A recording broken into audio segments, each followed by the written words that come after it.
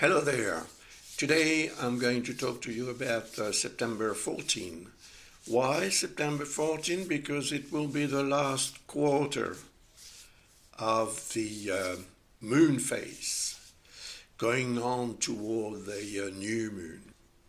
So let's have a look at the chart. Here it is. So you see the moon is here at 21 degrees and 33 minutes in Gemini. And it forms a square with the Sun, which is at 21 degrees and 51 minutes in Virgo. Another one with Mercury, which is very close to the Sun. Another one with the South Lunar Node, which is also very close to the Sun in Virgo. And there are two more discordances. One with the North Lunar Node, naturally, and the other one with Saturn. And there will be another one as well with Neptune as soon as the moon changes sign to transit in Cancer, because that Neptune is in Aries, still in Aries at 1 degree in Aries.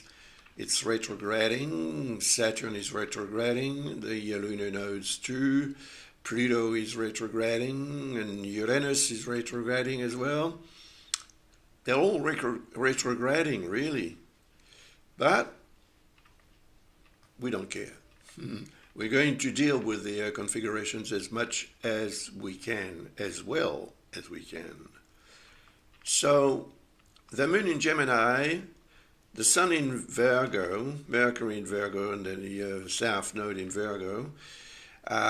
Then you have here Pisces with the North Lunar Node and Saturn. So I would imagine that people born under those three signs, one or the other, would be more affected by this configuration, by those configurations. But we're all going to be, because we all have something in Gemini, in Virgo, or in Pisces. Whatever it is, could be just a house, but it's good enough, I mean, a house represents certain areas of your life. So that's where actually something could tend to go wrong on that day. It'll be 10 in the morning when it occurs. When the exact square forms, 10 is, of course, the universal time. So for us all, whatever our sign is, and I would say whatever our chart is, we should need to be careful on that day, and more especially to make sure that we are not disturbed by emotional reactions that could actually make things go wrong. You see, Mercury is in Virgo, and it is the planet that represents Gemini, where the moon is. So that's why a discordance between the moon and Mercury is more important when we're in this sort of situation. So we'll have to be careful communicating, because Mercury represents that. So if you need to travel, for example, but also whatever you need to express, to exchange, to share with others in many ways on areas of your life, it may not be so easy to find the right words to express what you want to express. And then the Sun is action, so how are you going to, where and what are you going to do to sort of move toward the front of the stage of your life, to make sure that things are okay for you and for others as well. The South Lunar Node represents that from which we should be tending to take some distance, get away. But it's not so easy, because you can see that here, this conjunction forms a sextile with Jupiter, which is a very beneficial type of configuration.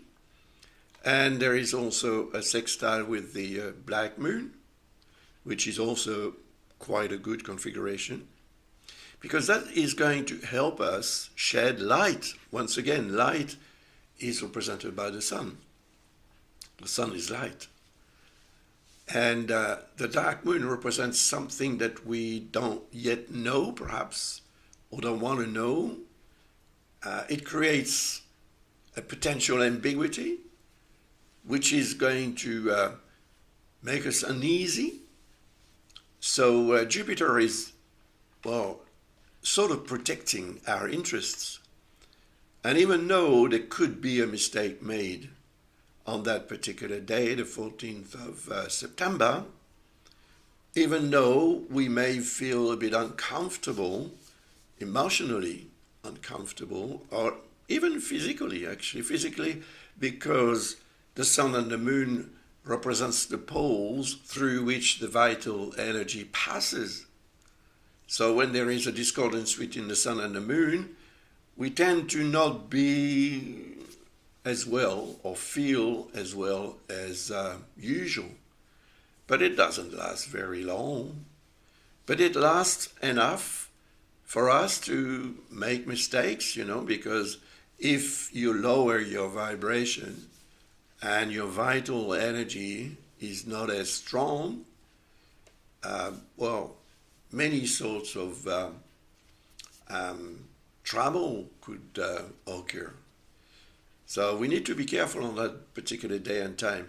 Work out what time it will be where you are, because that will help you protect yourself, make sure that nothing happens that you may feel sorry about.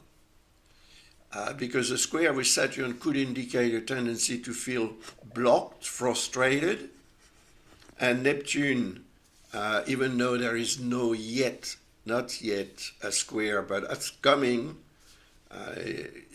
about 18 hours later.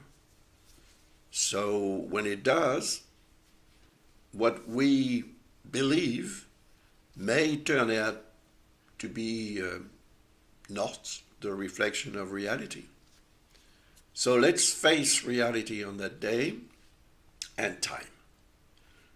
Well, to make sure that we don't make anything that we could regret afterwards. Because afterwards, even though this day and time, the 14th of September around 10 in the morning, may not be exactly what we would expect from what we are going to go through, the following transit of the moon will reach Jupiter here. And that is going to change the whole picture and make things a lot brighter for us all. So don't worry too much about the September 14, but yet worry a bit.